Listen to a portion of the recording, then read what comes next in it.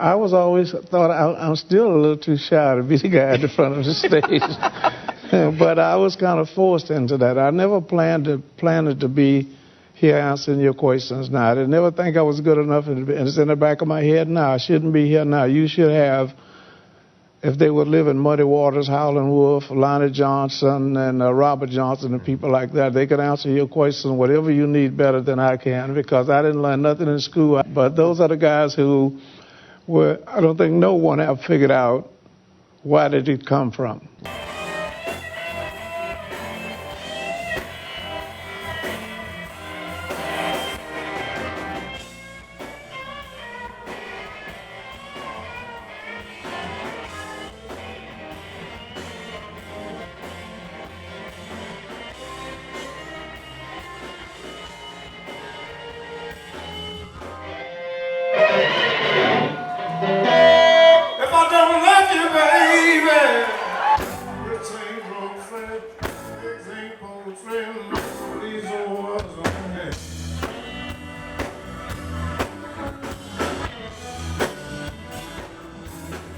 What was your experience like? For a lot of people who love the blues, they spend a certain amount of time going through that whole Chess Records collection. You had a bit of a bittersweet relationship with Chess, didn't you? I didn't care if I ever met Leonard or not, man. I feel Chess is still living. My top of the world was to meet the guys who made the music, not the guys who owned the music, because I understand later on in life, all record companies was doing that too. Ripping off the musicians. Yeah, I think Elvis would have probably lived it alone until he found out the Colonel was making more money than he was. So.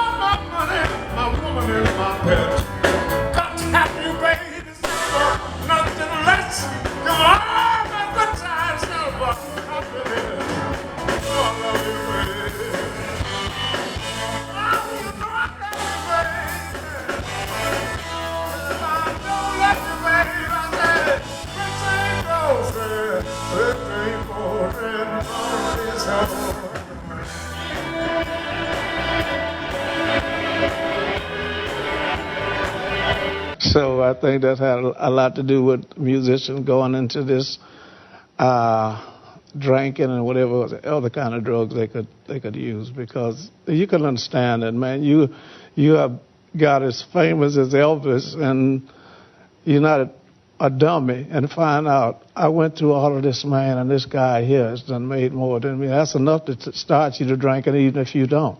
That's what gives you the blues then, yeah, right? Yeah, actually, I think he would have played the blues as well as Muddy, or better than Muddy, if he had kept living.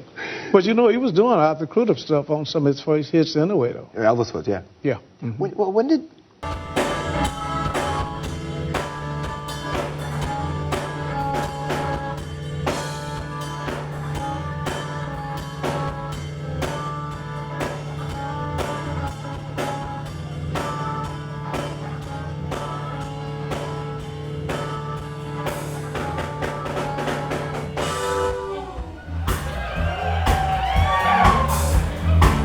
Well, you seem to have avoided, and I mean publicly, I don't know if personally, but you seem to have avoided some of the drug and alcohol problems that you hear a lot about that really took their toll on a lot of people.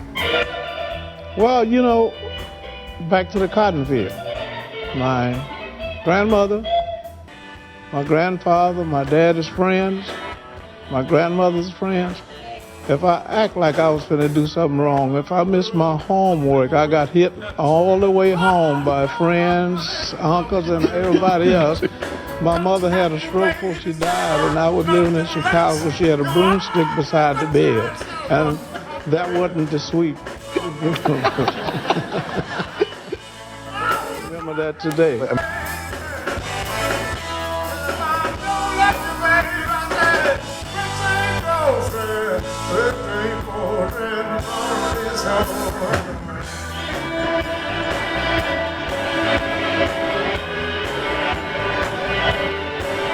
What's so interesting about that era of blues music is that when people talk about it, they always talk about it past tense. They talk about it, the guys who made it. I mean, you and B.B. King are two of the last of the greats that people refer to. We talk about it all the time. Do you? Yeah. You and BB talk about it? Yeah, he just come into Chicago last month, and he was playing at the House of Blues, and George Benson, a great jazz guitar player, was playing at the Chicago Theater.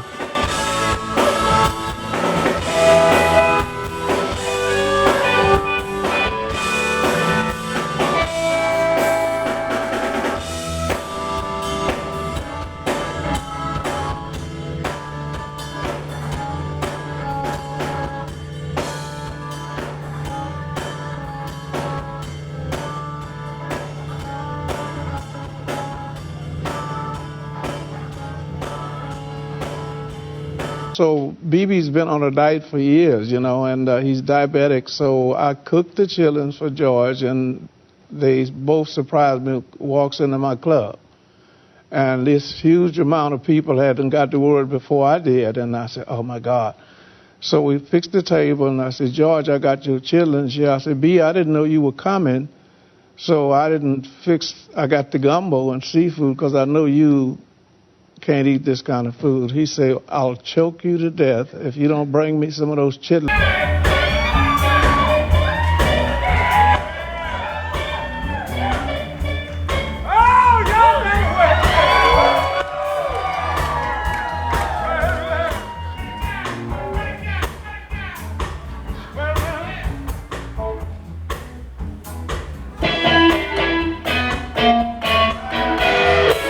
We do that, you know.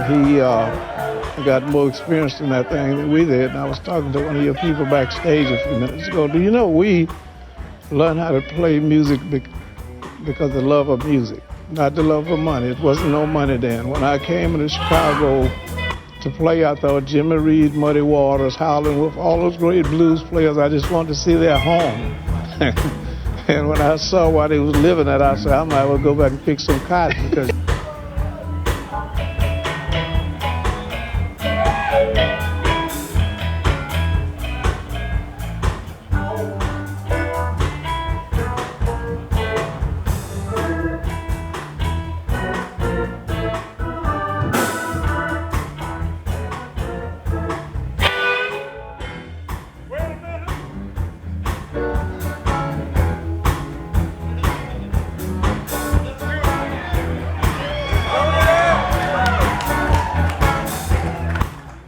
we were playing in small clubs, and there wasn't no cover charge or nothing. The bottle of beer, I think, was 25 cents when I went there 55 years ago this year.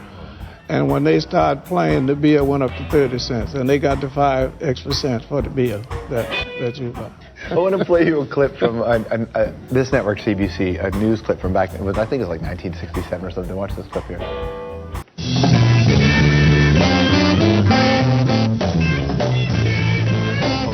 Most excitement in the 3-day festival was generated by the Buddy Guy Chicago Blues Band.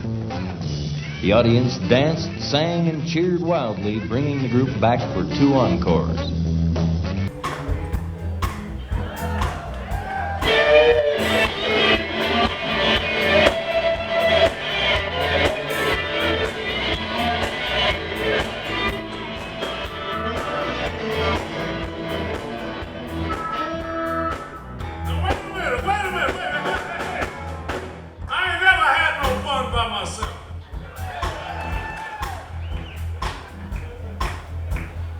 I want you to put them lights out there because y'all gotta help me with this one. I want to see some faces because if you fuck this song up, we're gonna point you out. You played so many shows over your career. Do you remember where you were the night Martin Luther King died? Yes. Tell me about that night. New York City. Yeah, that's what I'm looking for. I was playing at the Jimi Hendrix bought the place. In Greenwich Village? Uh-huh. I think it's a recording studio now. That's the only place that didn't sell booze that night. And the mayor of the city of New York came out and walked the streets and started calming the riots. And we all, every other club was selling booze, had to close. And they all came there. That was me, B.B. King, Janis Joplin, and everybody else wound up at this big place in the village and played until daybreak, cried and played. Yeah, all night. All right, y'all ready? Goes like this. Who's making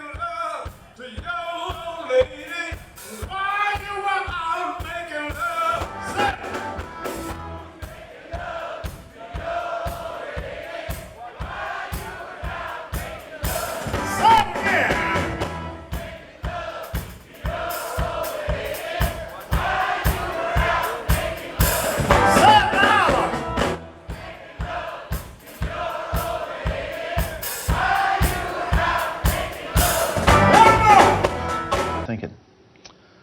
Why? You know, and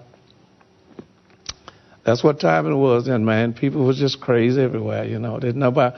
My thinking was, don't nobody want to hear the truth. Like Albert King made a record about everybody want to go to heaven, but don't nobody want to die.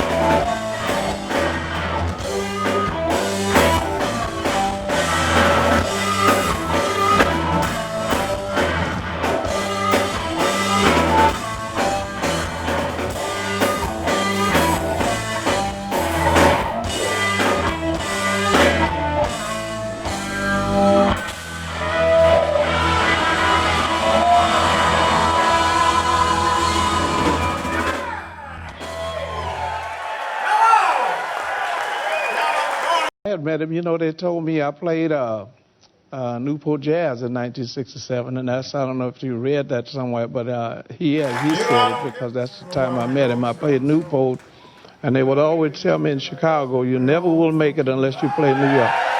But I thought I saw a better thing here. When I started 30,000 people, I didn't see 30 in New York.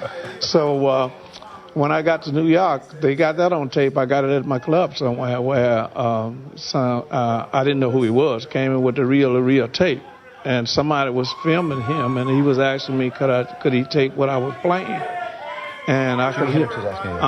And I was hear voices. My manager then was Dick Waterman. He was hollering these status. Jimmy Hendrix. I said, I don't want to hear that, man. I'm trying to say they told me if I don't make New York, I never would play, man. I don't want to hear nothing about that. And he came in with the wah-wah pedal and plugged up, and I'm saying, oh, this who this is. You know, that's how I was. It was like a surprise to me, and I'm like saying, okay, this is the guy that I'm hoping to meet one day. And he said, you know, we came in the dressing room, say he had canceled a gig to make sure he catch it.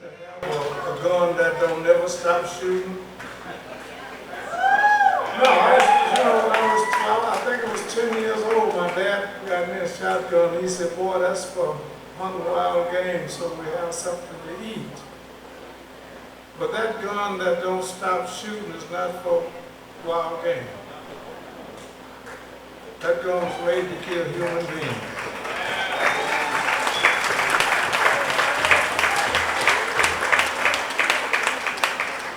Now, why we can't outlaw that gun, I don't know, because I think, do you know what this means? If you think about, I mean, you are one of those guys, and I would ask the same question to them if they're around, but just the rooms that you were in and the people that you played with, you are part of what is history. I mean, people talk about the greats. At the time, are you aware this is happening? No, we didn't think about that because, as I tell you again, we wasn't making any money. I would make enough money to get to New York and to get back. But to look at all those good-looking women watching me play, I was getting paid. I didn't get the little girl's name again. She played before, and she's a little older than you were. So you know, they got a video on him. They taped him at, what, he's 7 years?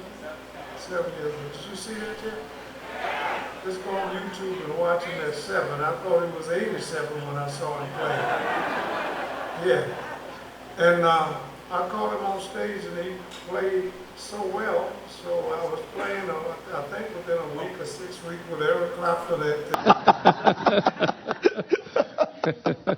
I felt like I was getting paid, you know. For sure. Yeah. There's another clip I want to play. I mean, speaking of the great rooms you've been in, take a look at this. I want you to tell me this story here and how this happened. We were trying to get you to have to sing that. Yeah. Because I heard you. Come on. I heard you singing Al Green. So you done started something. You got to keep it up now. You can do it. Baby, don't you want to go? Same old place. Sweet home Chicago.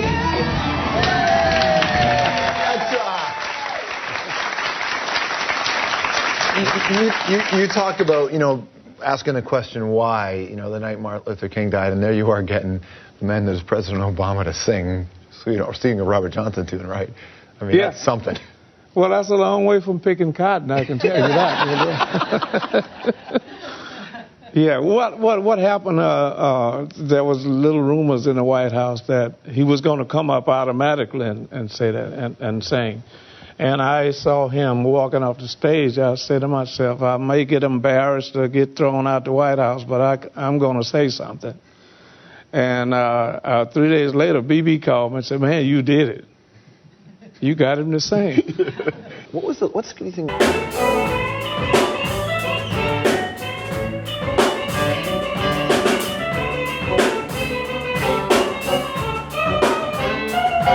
It'd be the legacy of BB. BB's, you know, he's got the club and he's BB King. He's very gregarious. People love him. What do you think his real legacy is going to be? That will, if I'm answering you right, that will never be another one. You know, he's like Muhammad Ali and Rocky Marciano and people like that. I mean, you could play. Yeah, I don't care how well you can play, man, but as soon as that guy hit a guitar, his hands sound like every special effect that Jimi Hendrix come up with. He didn't need that. You know, he had that, he got that in his wrist. And I think he's one of a kind that will never be replaced. What's the legacy of the Rolling Stones, do you think? Forever and ever, because they let America know who we were. A lot of Americans didn't know who he was until the Stones and all those British guys just came back and said, matter of fact, they were saying when they was getting famous, it's a British invasion. They would say, wait a minute, now this is Howlin' Wolf or T-Bone Walker or some of the music like that. And that's when people have come to me questioning that. Say, I didn't know who you was until the Stones showed up, and then I went back and found out who B.B. King and Robert Johnson, because Eric Clapton was doing a lot of Robert Johnson and those people's music, and they were saying, this is not mine. Matter of fact, they went back down there, some of those guys were living, and gave them the royalties checks for the songs they wrote. Pretty amazing, right? It was. Yeah, well, the idea that people say that the idea that the blues is dying or dead, how do you feel about that? Let me give you an example. 20 or 30 years ago, I was checking in a motel in New Jersey because I couldn't afford to stay in New York City. I would drive through the tunnel and get the cheaper one.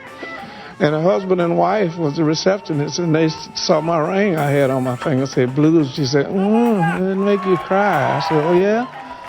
I gave her and her husband 2 tickets to come to the concert. The next morning, they was crying, saying, we danced all night. We thought blues was sad. All blues is not sad. When you hear B.B. King say, I got a sweet little angel, I love the way she spreads her wing. And when I met him, I was looking up in the sky. I said, man, why did you see this at? He said, buddy, that's what you call beating around the bush. You had to figure out what I was talking about. Well, it's just like you and the Rolling Stones shine a light when you... If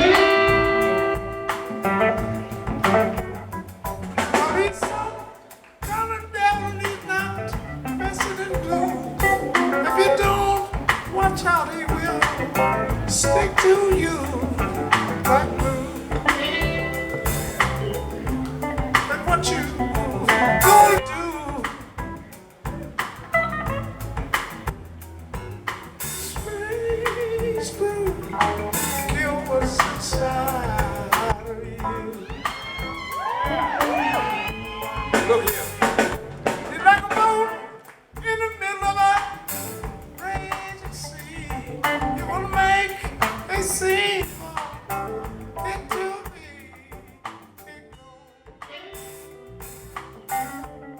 Don't you? That's not Eric Clapton, that's mine. Strange blue.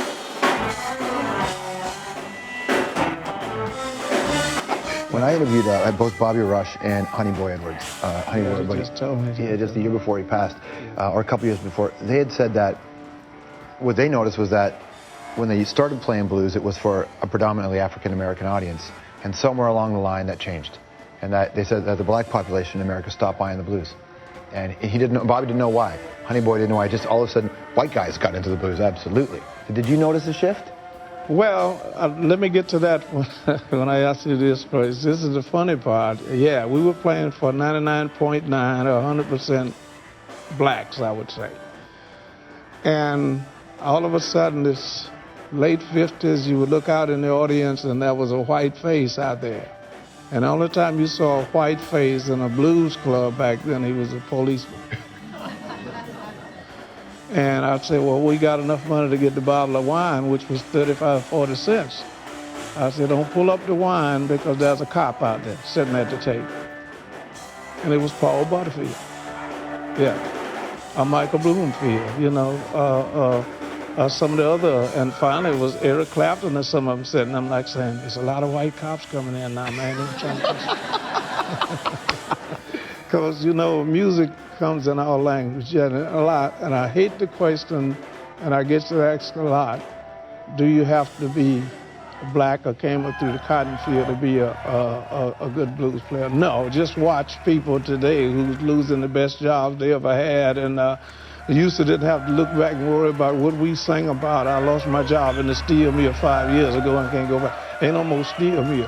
So that's not only happening to blacks, that's happening to whites too, man. You know, those, I read somewhere lately where some airline pilot is a painter now because the airlines laid him off, you know. So this is what we sing about everyday life. Everybody's got the blues, right? Everybody got the blues, whether you realize it or not.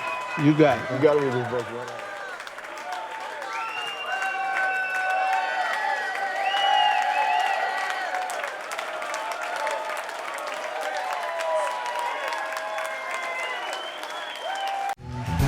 Give it up for our All-Stars. Thank you so much. Amazing evening. Thank you. God bless you all. We were trying to get you to help us sing that. Yeah. Because I heard you. Come on. I heard you singing Al Green. So you done started something. You got to keep it up now. You can do it.